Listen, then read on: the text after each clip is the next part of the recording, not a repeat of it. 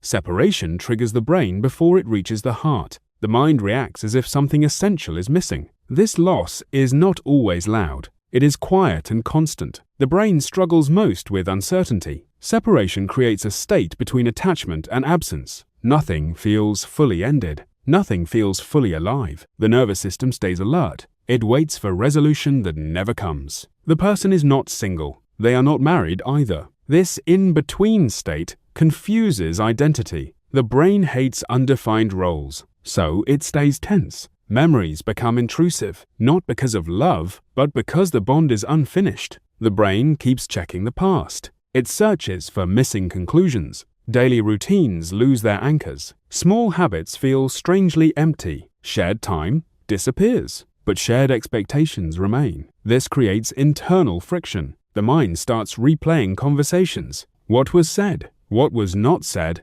This loop feels productive, but it is emotional paralysis. Separation disrupts self-image. The person questions their value, not consciously, but biologically. Attachment loss activates threat systems. Sleep becomes lighter. Thoughts become repetitive. Emotions flatten or spike. Control feels fragile. Stability feels borrowed. The darkest truth is this: separation is not just about losing a person, it is about losing a future. The brain mourns what never happened, and that grief has no clear end. The mind cannot close the file, because hope still exists. Even unwanted hope. This keeps the system open and exhausted. The key psychological shift happens here. Closure is not an event. It is a decision. The brain calms when meaning is restored, not when the other person returns.